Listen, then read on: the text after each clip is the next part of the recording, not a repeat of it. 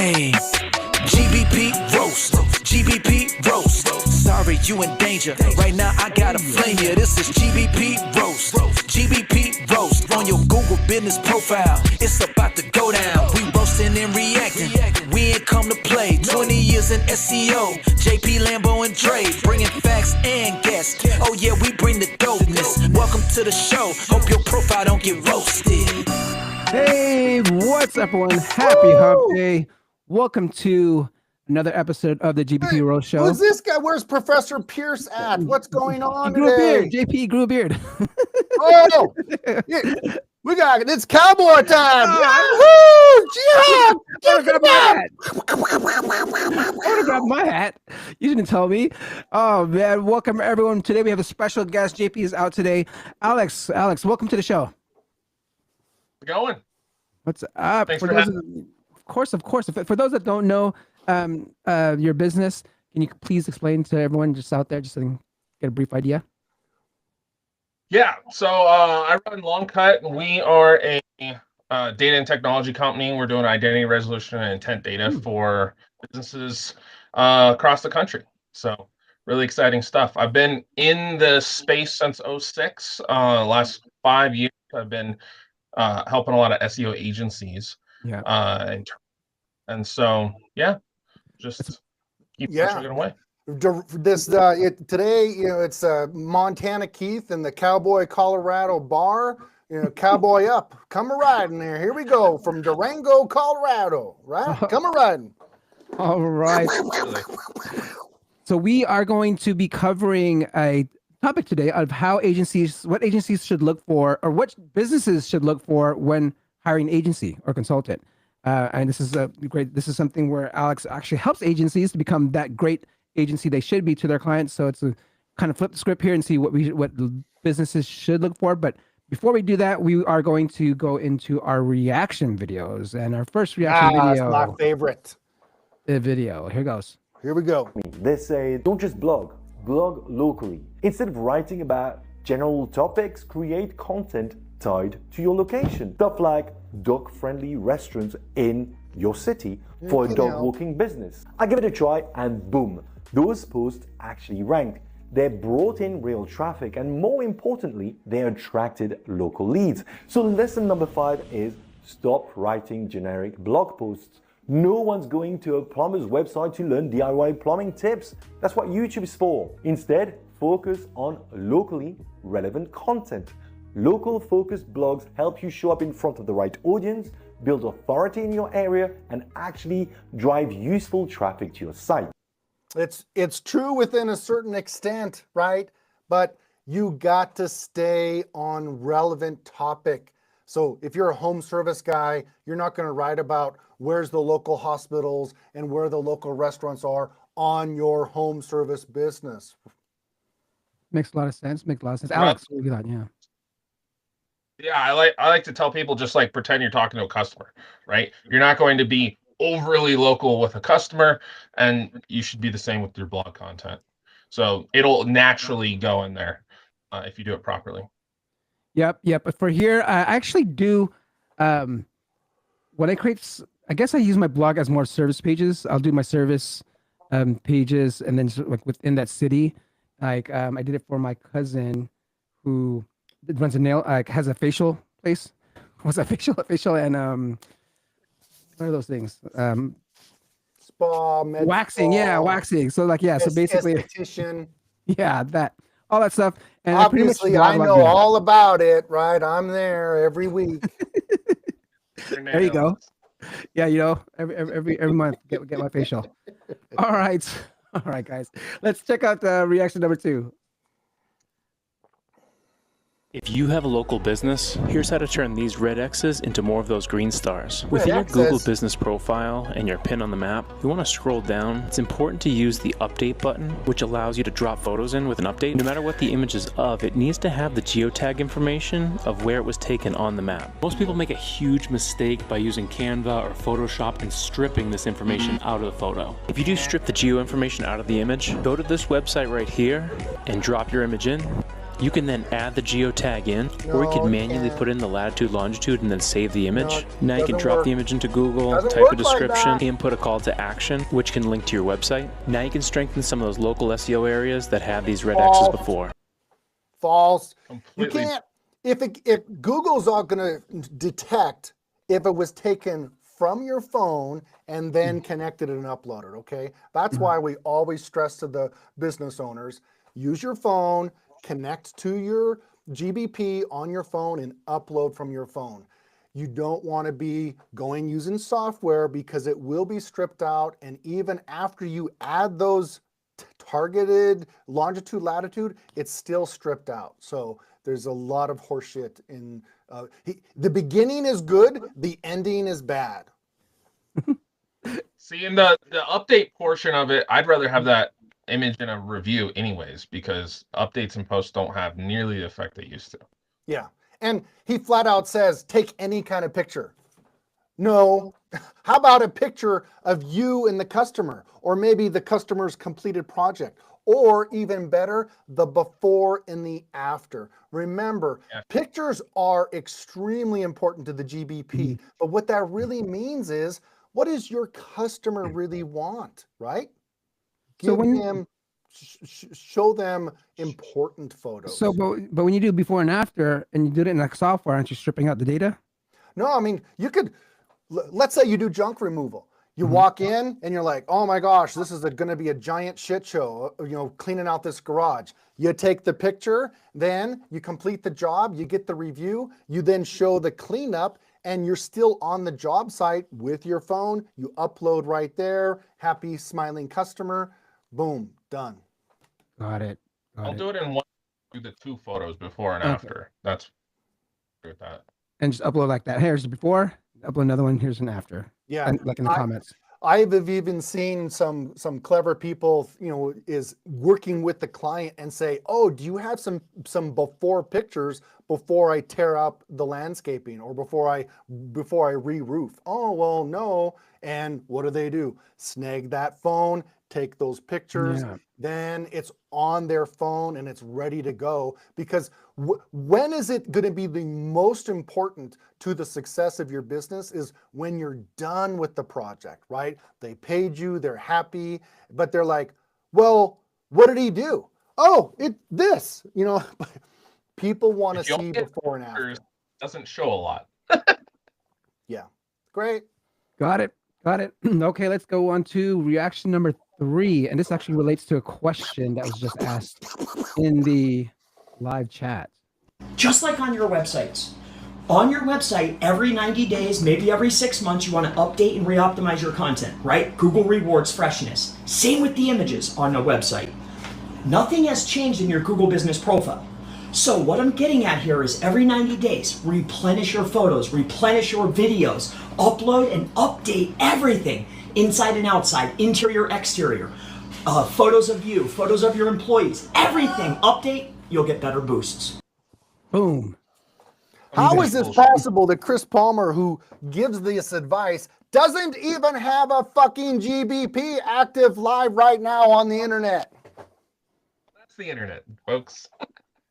It's called, oh, I made this video 6 months ago, or I'm going to give you a bunch of crap and a bunch of hype, okay? You can have evergreen, amazing photos that do the job and just set it and forget it. If the prices change, culture changes, the trends change, oh, well, we're not going to do gray kitchens anymore. We're now doing something else. Then you can change with that. But that sounds to me like someone who says, I need to prove to you that I'm going to charge you $500 or $1,000 a month because we're maintaining your site and we're updating all these things.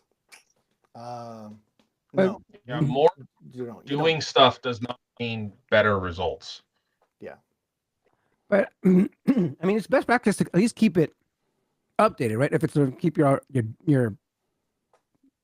sure. Like, I mean, you would want to upload photos often, right? I mean, I would think that's something that someone should do because, like, get reviews, updating it, right? Right, but I mean, he's conveying, go change them out, go replace them, And you don't really need to do that. You would much rather see a job you did 10 years ago and another job you did 5 years ago and just show that progression. Because the other thing that happens is Google loves history. You can have that one great photo and it is stuck on your GBP. People love it. They click it. They like it. They share it. You want that. You want that engagement. You don't want to be like, well, something's fresh every time.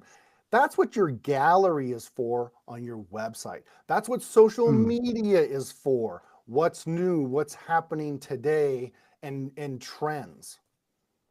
But wouldn't you also want to treat your Google Business Profile like as a social media profile, right? When you do updates, you search something on social profile, share the same thing on your post as a post?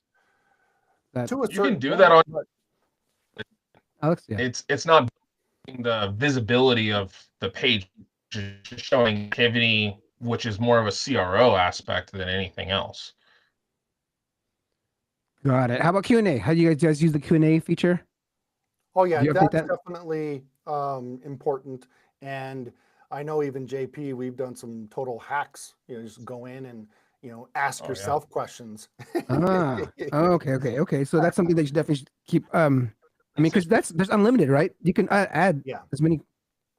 Yeah. Got it. Alex, anything else that you'd possibly do? Like, how do you maintain your Google Business profiles? Are you touching it like every day, like as often as maybe what Chris is doing, or just letting it user generated content, kind of letting it's optimizing it, then having user generated content? Then once it's optimized, once you've got all your questions and everything else done out from a content perspective, I'll go ahead and post whatever I'm posting on social to the updates. But outside of that, the actual on page of it and actually touching your profile outside of updating hours is very minimal. And this is the other thing that we really need to pay attention to. Yes, we have GBP just for a lot of people. It's shoved so far up our butts that some people can't see straight, right? Where is the true newest activity and newest trends really happening in the media world? From an expo, from an event, they post, it's on HGTV, it then gets shared onto social media from Instagram to TikTok. That's where new hot trends and things need to be focused for your business, not always going back to your GBP and I'm going to do new posts, I'm going to do new pictures. No, just you can have great, just that one photo should be able to set and say, what do you do for people? Show me. And it can be there for months and years. The only thing that I would say you need to come back to is review responses. That's going to be your Google Business Profile, in my opinion. Makes a lot of sense. Yeah, that's I hear that's pretty important. Just responding to your, because when you do that, what happens? The customer actually gets a notification that says, "Hey, Alex says you're hot." Oh, great! Thanks, Alex. And now I feel good, about Alex. I feel good about that brand. And you're like, yeah, hell yeah, we're bringing black cowboy hats back, bitch. It's sexy. Let's go. All right. That's enough for our reactions today. Let's get into actually our topic of today, which is something that Alex actually specializes in. You've actually had over 400. You actually had managed over 400 businesses at one point, right? Or was that true? Yeah, we had over. That's in my agency. Yeah, so that's very important, because like, how are people finding you and like trusting you in order to do that? So we have a few questions, that we want to kind of address here, like on what should people look for when finding agencies? So like the first thing is like, what's kind of the biggest mistakes local businesses make when hiring an agency? So my biggest thing with businesses hiring agencies is typically they get sold on, there's all this work that needs to be done and whatever else, and we're going to take care of it for you. And there's zero clarity, right? It's not like, hey, we're going to do these things, or we're going to break it up into these phases, or like, hey, here's the actual deliverables. A lot of them are, well, we're going to get you better rankings. And it was like, okay, here's my money. That's usually Right. So you need And it's to, not if they make a promise, Mhm. get it in writing, get a clarification that the agency will do this. That's so perfect. What other things should people be looking for, asking when signing the contract? So just for example, to make sure that they're not getting effed over. one of the things that a lot of businesses don't ask is what happens if this doesn't go well? What happens if we decide to part ways? What happens if you don't meet these expectations and you don't fulfill on what you're saying, right? So from an exit clause perspective, that's usually Super one of the important. Ah. Yeah. Yeah. I mean, that's a tough question, but if Mhm. you're a smart business owner, you know things are just not forever. You're not even going to be in your business forever. And many times, even when you start your business, you already need to be thinking about the exit plan, right? And I've been blessed that I've had clients for a very, very long time, but sometimes, shit happens, right? People get divorced, they're a bad business owner, they go out of business, whatever. That's an excellent question, Alex. And what I found is clients you gotta actually know. longer know what the exit plan is, right? Because they're like, okay, we've already established that. That's already, it's not some ominous, I wonder, I hope, whatever. Um, so again, clarity with all things is going to be your best bet. Got it. Got it. And like I say, And also, communication, right? Always communicating with them. Is that something that you guys would do all the time? Just make sure you're not sharing all the wins or anything like that. You want them to An be in the loop. educator, so I would rather overwhelm a client with so much communication that they tell me to stop, because then All right. I All know right. trust, right? Mhm. Got it. Yeah. So I'm curious, I'm sure, how, like, if businesses were like wondering, like, how do the businesses know that these agencies know what they're actually doing? Like, I don't know. Like, how that can is you? that is the million bazillion dollar question, right? And we know that what you even type on a website can be completely bullshit. We also know that people can just go write fake reviews. So how do you really strategically vet an SEO agency? Yeah. Um. I have an Like, idea. you, Do you have what would you do, I would Alex? at least search their brand name, at least, to see if they show up, or even if they're a local agency within my city, see if they show up for the city. I mean, I'm hoping maybe as a business owner, that might have been the first thing that I probably would have done. Search who's Right. ranking high on I my. look for SEO agency, I look for SEO expert, and if I see that you're in the maps or you're ranking, I would hope or trust that Google's given me good results, right? Mhm. But we also know some of these black Bart bastards, they put on their dirty damn black hat and that's still fake, right? Mhm. I would say, Let's say results don't necessarily equal. I would right, go with former customers, right? yeah, that is the answer. You need to talk to their customers and just Ah, flat out say, I need some referrals. oh, I that's a good one. need Yeah. phone numbers. I need email, cell phones. Because if the guy is good and he has that information, you want to talk to what I would do is ask for their oldest client and also their newest client. And then obviously if someone's related, I'm a dentist, I need, show me other dentists you've helped with. There is only one other snaky thing Mhm. that the agency will do to you is they will say, "Oh, of course, I give a great deal to my friend and I help him, and he will lie of how awesome I am." So one other way to kind of get around this is you have to use bullshit against bullshit. Mm. Before the snake bites you, you want to outsmart them. And one way to do it, most SEO agencies will revamp sites, revamp pages, and that's what you do. Don't ask for the referral first. What you ask for is show me a sample site, show me your work. And Yep. then what do you do backhandedly, but as a smart business owner, you then call and say, Hi, I'm John's Dental Shop. Did you do some work with Keith Evans up Hero?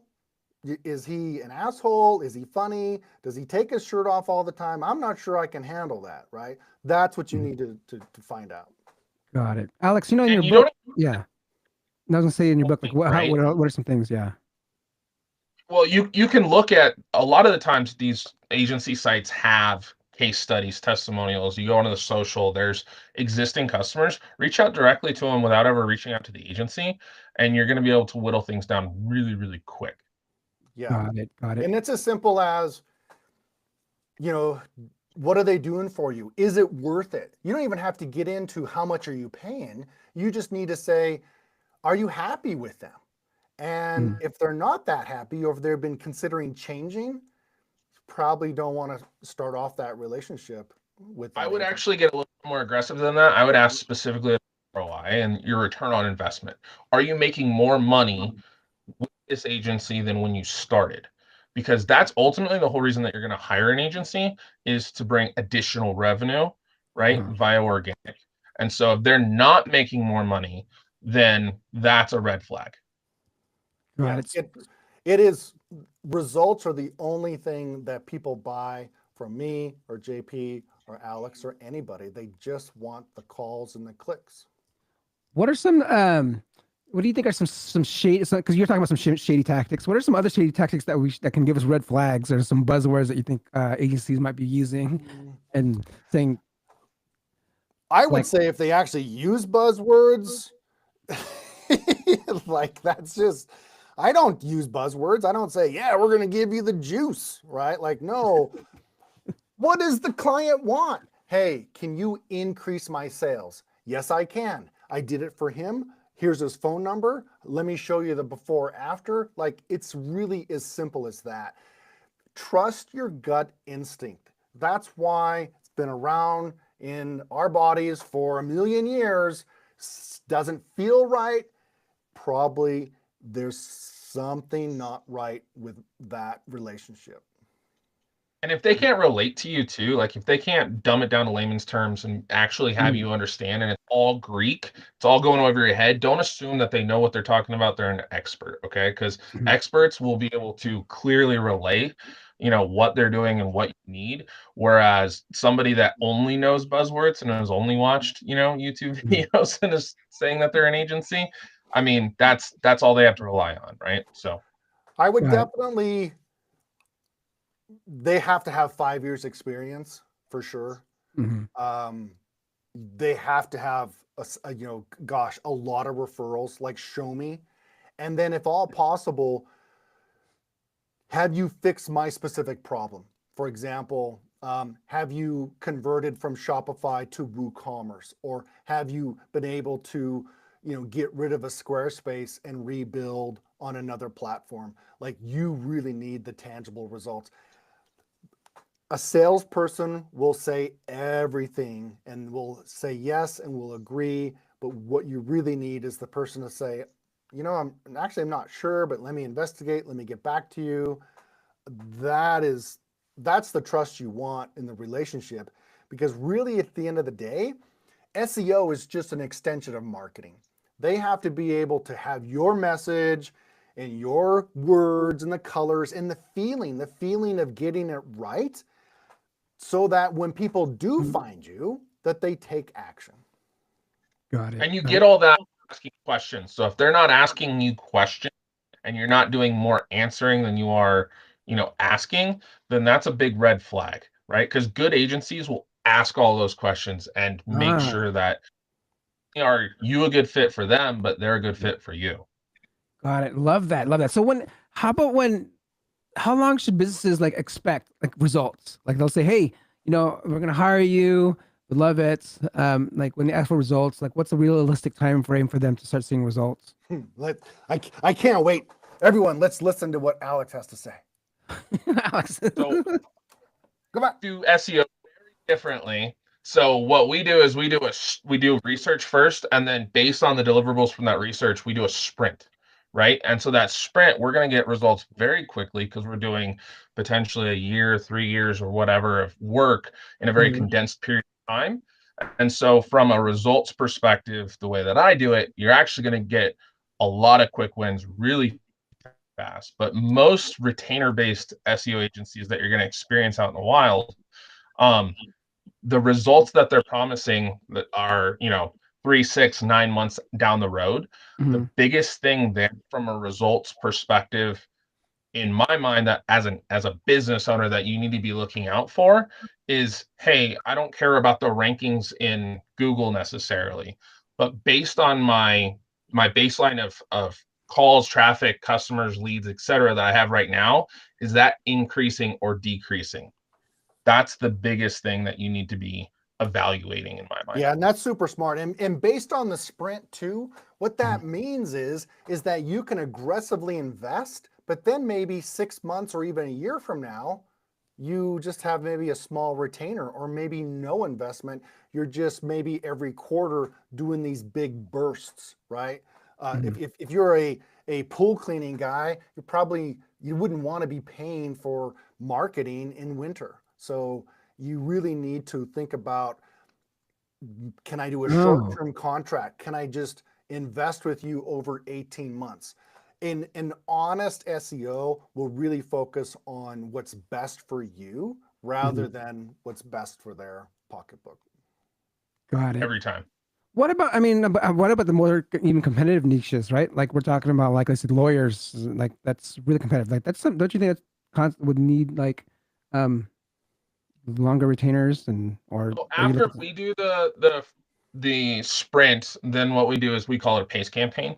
And it's exactly what Lambo's saying is, it's essentially your maintenance mode, right? So you're matching your frequency at which your competitors or the market is putting content out in order to maintain whatever lead the sprint has created. So it's not dependent necessarily on the agency or what you're best to do or your best practices are. It's 100% based on the market. So lawyers, as an example, more competitive, they're doing more stuff, therefore you're probably going to have to do more consistently. Whereas most pool cleaners aren't doing stuff consistently, so you'd probably be fine. And so you just have to evaluate it based on what the marketplace is doing and then go from there.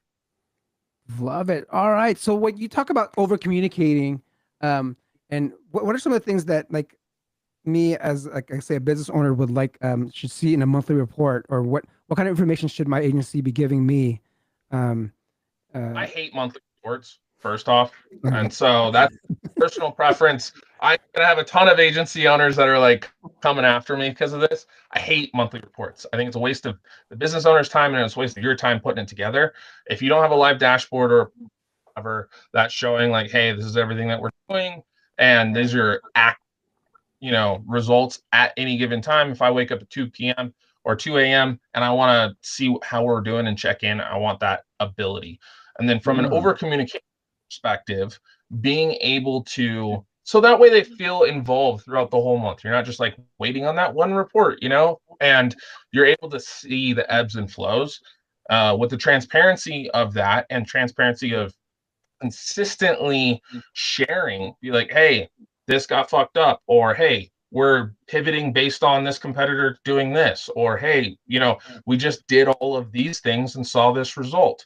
So I like to treat it more like a project management situation where it's like, hey, I'm just giving you updates. We're on the same team, we're going after the same objective, and here's how the project's going, as opposed to, hey, it's 100% transactional. You're buying this. Here's your fancy report that only shows a good light once a month, and I hope you stay.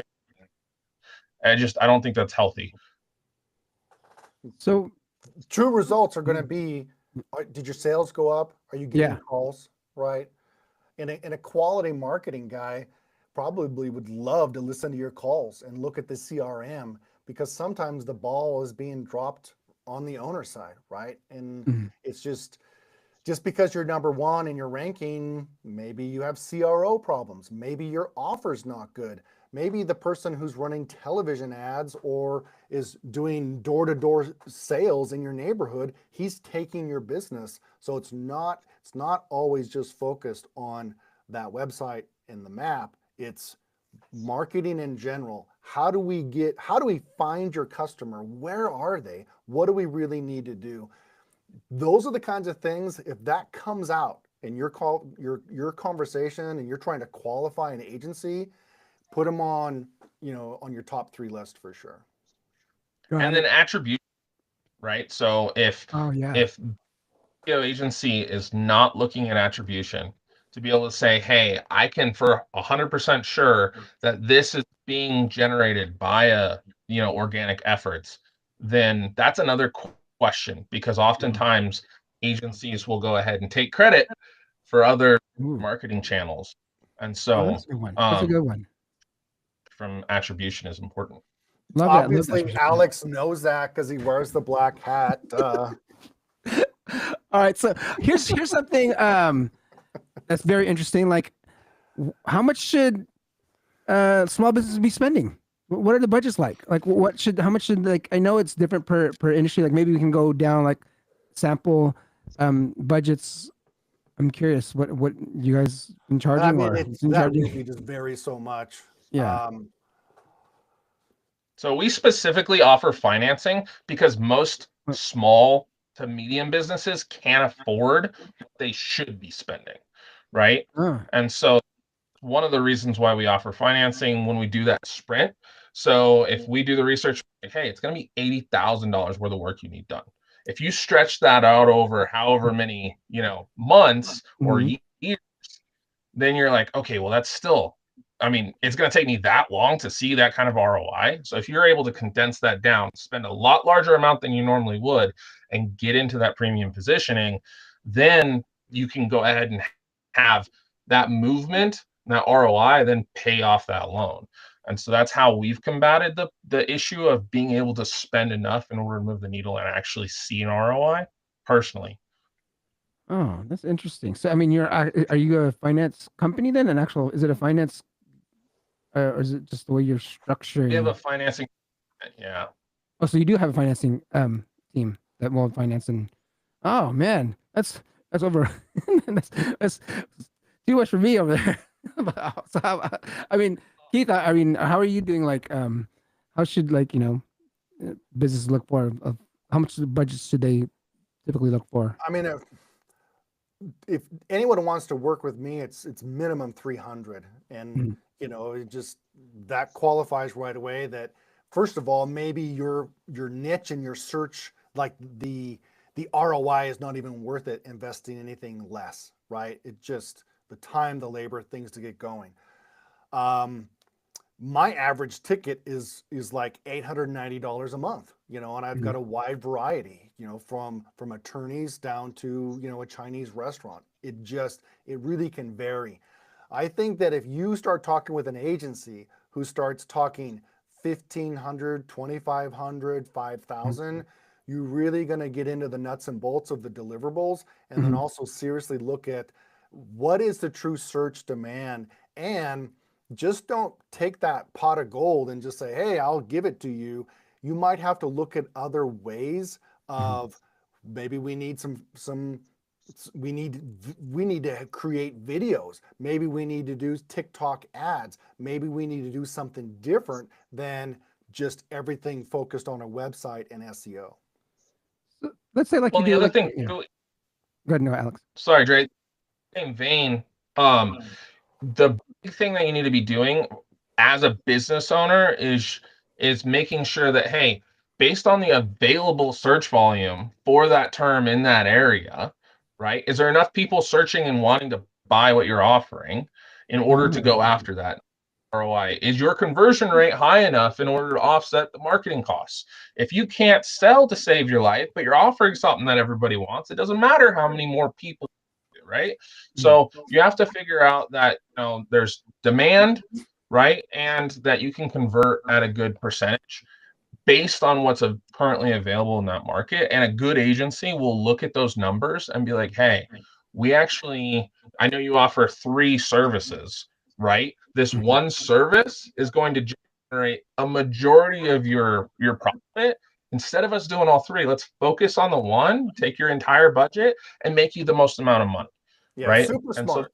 It's super smart. And there are people now like on the plumbing niche and even competitive HVAC and some others, they will deliberately pay more to get the lead in, knowing that I have your name, I have your email, I have your phone number, because I'm now going to put you on my list, and I, co-op with an electrician and also with a landscape guy, and I have other things I can sell you. So it's, the basic plumber will just shit his pants when he's like, I can't pay $500 to get a lead in when the average job is maybe $275.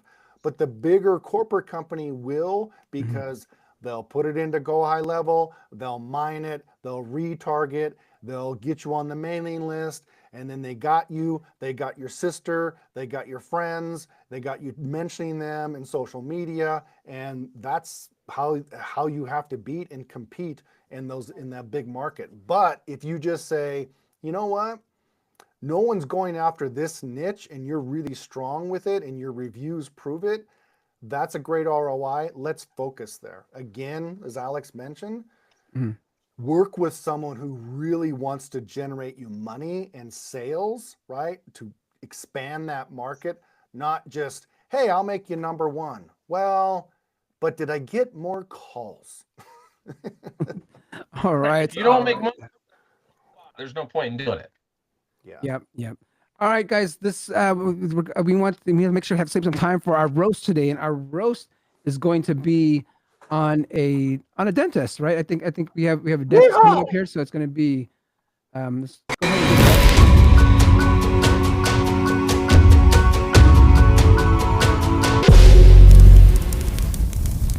All right. All right, all you little cow doggies out there and from Giddy Up, Texas. Let's take a look at this puppy. Let me open up and share a screen here on my window. So this was a submission, right? This was a submission from, and they mentioned, said, hey, they actually moved locations, and they dropped. They just said their clients dropped from 50 clients a month to 20 new clients a month. Inquiries here. So yeah, so this is the DNA Dental Studio, right? Yes. I'm trying to think. They were in not Riverside. They were in another town, is that right? Yeah. Burbank. Burbank, yeah. So one of the first things that I would look at is I would actually pull their phone number and Google the number. And my screen's up there, right? Let me press this in here a second. Alex, I joke that I used to work at Radio Shack, but I still can't always share my screen. The phone number is one of the driving citation factors, okay? So you really want to go look at the phone number first. And one thing I had noted is most of these all say Glendale, which is fine. However, you're on a top 10 result and Patch has this wrong. So you'd want to go manually fix that and even look at page 2 as well. There is like Yext, Y-E-X-T, and even part of the SEM Rush. Do you know, is there a particular service that you use, Alex, or do you just manually go in and edit these? I prefer manual citations just because you have logins, and while the API is going to fix stuff faster, as soon as you stop, then everything disappears. So we believe in you'll notice that, like on this, what's your hours, dentist in Burbank. So right away we've got some issues on. They're still associated with Burbank, and there's another one. So this is on page 2, and it sucks, but that is something that you have to look at. The other thing I noticed too, I think if I go back, when I type in the brand, I notice this. You see it says DNA Burbank right down here. That sort of sets off the little Lambo tingling sensations. Not back here, Lambo tingling sensation going off. Because what that's telling me is that you're very well branded for your abbreviation, DNA, and Burbank. So it's very likely that people are still searching that and somehow they could be connected to you, possibly, right? Here's something called DNA Sports Medicine that Google is connecting. So by going into your Google Search Console data, you'll be able to see how are people really connecting to your brand and to the, your old location. Looking at the site itself, I don't see anything that really is a problem. You know, you don't want to go back to these people who left these reviews and say, hey, could you change the word Burbank to Glendale, right? You don't want to do that.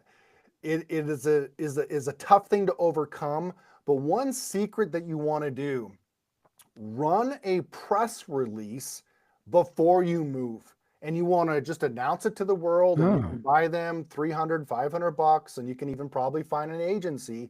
You just want to say, hey, we're now going to have this, we're now DNA over in Glendale. That'll set the stage and will prime the pump of Google that will say, oh, when people look at the DNA Dental Studio, we now need to associate and give trust because it is something new related to the new Glendale location. The other thing I would do too, you don't necessarily have to have this over the top grand opening, but you definitely could do something like Eventbrite and just create a generic event about, hey, we have a new location. And again, not something just crazy like this whole, you're selling tickets and everything, but this will get indexed. And this is a great indicator.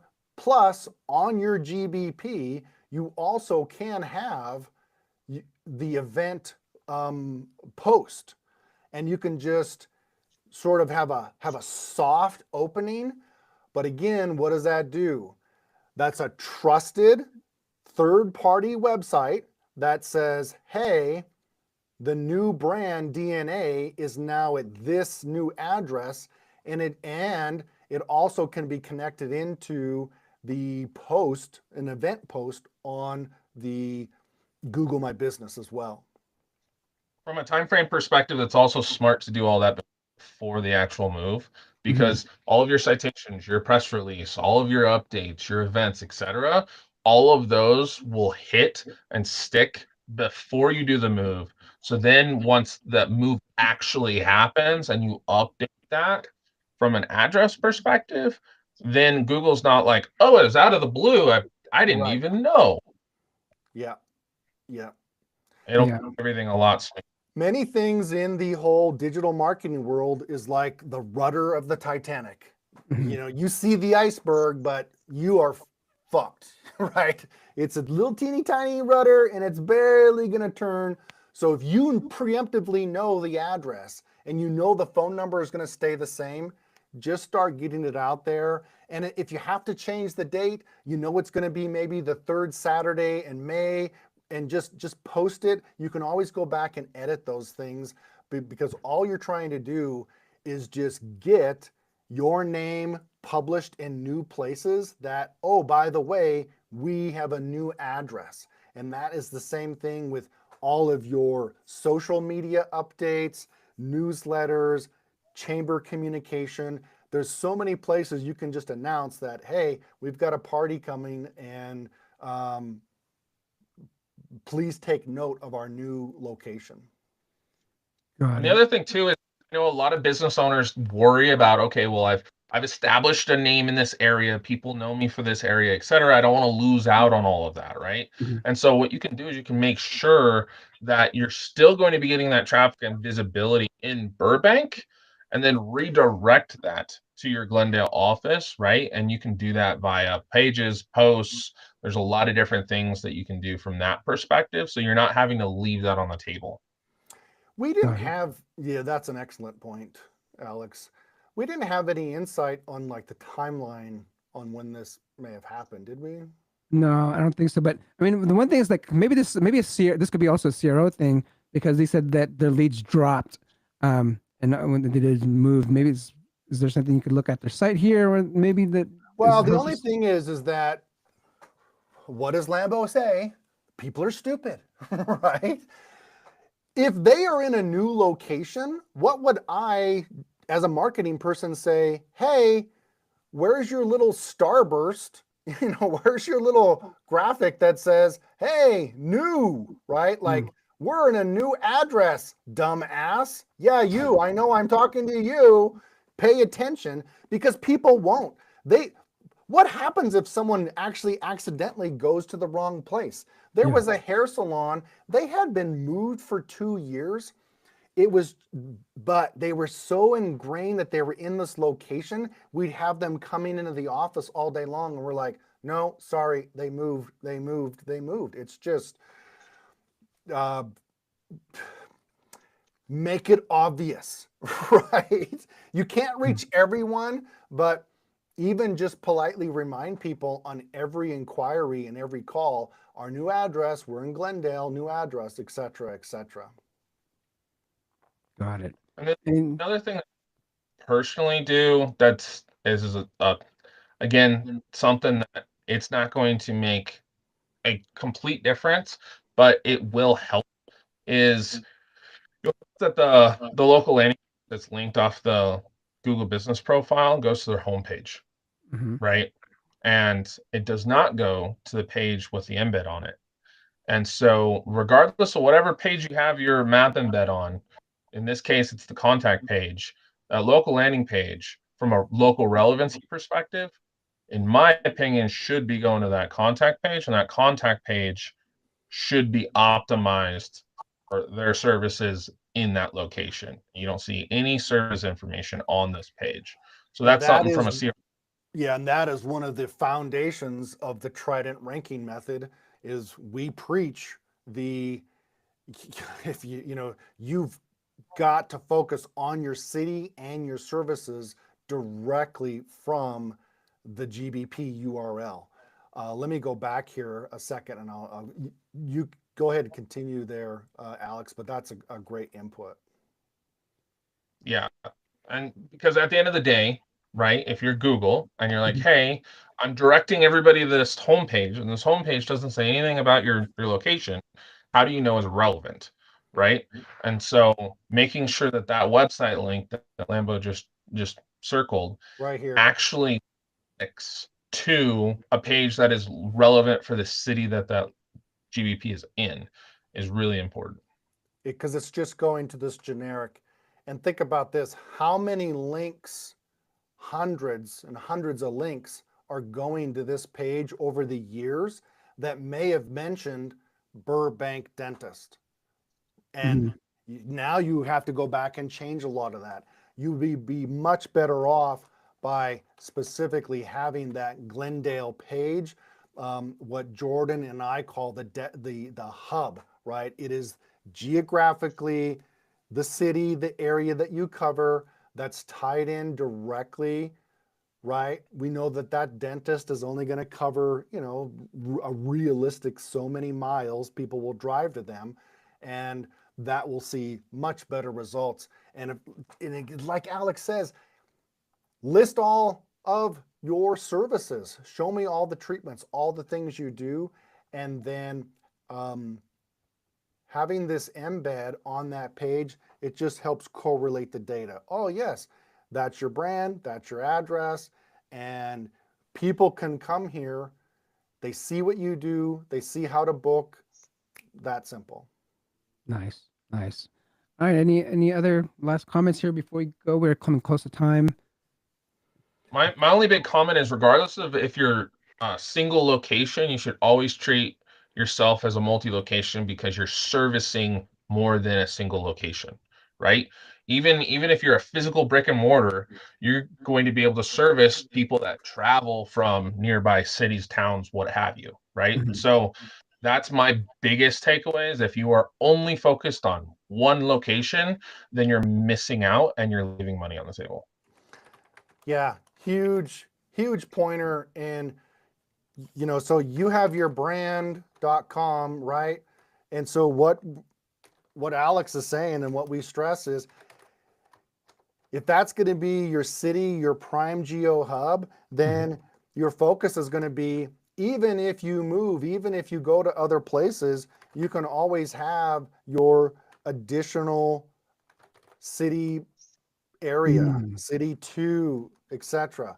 Because this can just go away, all those links, or you can forward it, redirect it, but think bigger, think beyond, and they're doing the right thing, right? Hey, we are the DNA dental studio, but what happens if they grow a big brand presence and they want to have more places? It's always much easier to do it this way with your geo hub. Got it. Love it. All right, so we are at time, guys. For those that want to get a hold of you, Alex, how can people get a hold of you? CBarr, BARR on all the socials. AlexCBarr.com. Mr. Cowboy. Black Bart. All Dirty right. damn. All right. We'll get you. And for anyone that wants to catch me again, you can see me on Friday at the SEO video show, and catch Keith on. Who's going to be your guest this week? You know? I'll have to determine. Somebody more awesome than me and Alex, obviously. All right, guys. We'll see you guys next week. Hey, GBP Roast, GBP Roast. Sorry, you in danger. Right now, I gotta flame you. This is GBP Roast, GBP Roast. On your Google business profile, it's about to go down. We roasting and reacting. We ain't come to play. 20 years in SEO. JP, Lambo, and Dre, bringing facts and guests. Oh yeah, we bring the dopeness. Welcome to the show. Hope your profile don't get roasted.